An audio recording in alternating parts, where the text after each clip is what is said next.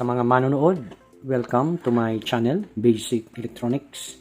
Sa araw na ito ay ibabahagi ko sa inyo paano mag-testing ng wire wound resistor. Meron po tayong tatlong wire wound resistor dyan.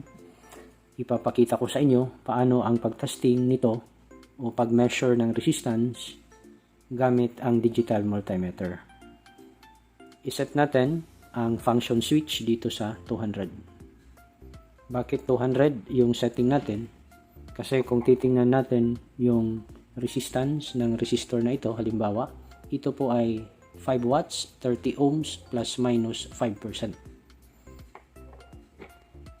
Ganon din po ito. Ito ay 5 watts, 6.8 ohms, plus minus 5%. At ito naman po ay 5 watts, 30 ohms, plus minus 5%.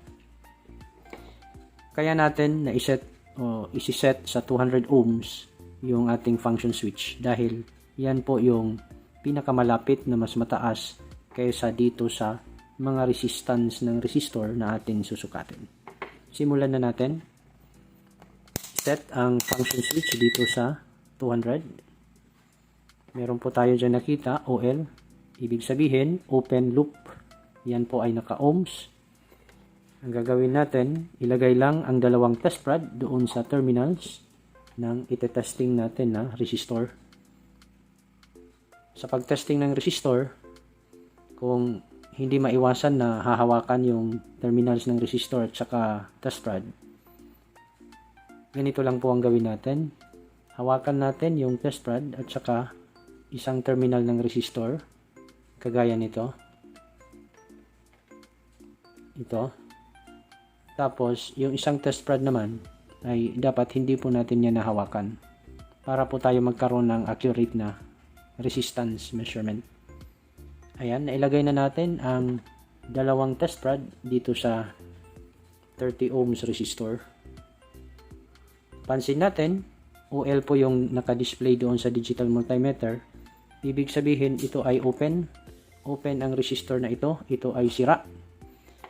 Ngayon, sukatin naman natin ang resistance nitong 5 watts, 6.8 ohms plus minus 5% na resistor. Ganon din po yung gawin natin, ilagay ang isang test rod o hawakan yung test rod at saka terminals na sila ay magkadikit. Ayan. Tapos yung isang test rod ay ilagay naman dito sa kabilang terminal ng resistor. Ayan po, meron po tayong nasusukat na resistance. Ayusin lang natin. Parang kinakalawang ang terminals ng resistor, kaya mataas yung resistance natin na susukat. Yan. Teka, hindi maano. Tama. Dito. Yan. Ayusin natin. Ang dahilan kung bakit hindi nagiging accurate yung ating measurement dahil ito po ay kinakalawang. So, ulitin natin dito. Yan po ay nakadikit ng isang test rod sa isang terminals ng resistor. Tapos, ito namang isang test rod ay ilagay dito sa kabilang terminal. Ayun. Meron tayong nasukat na 6.9 ohms.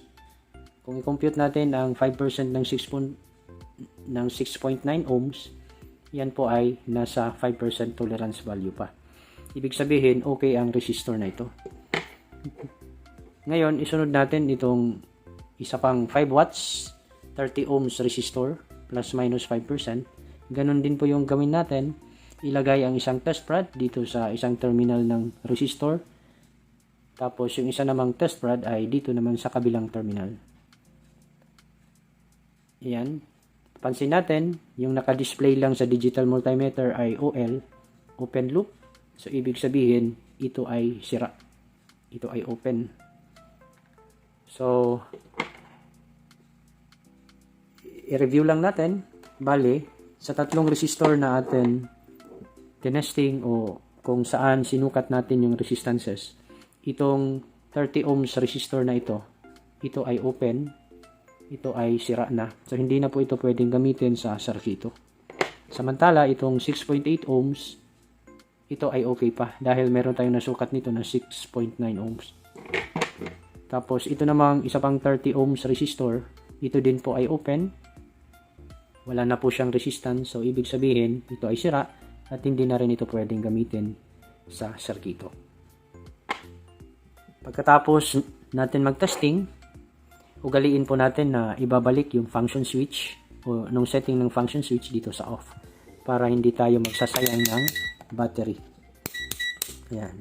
Yan po ay naka-off na. Sana po ay meron kayong natutunan sa video na ito.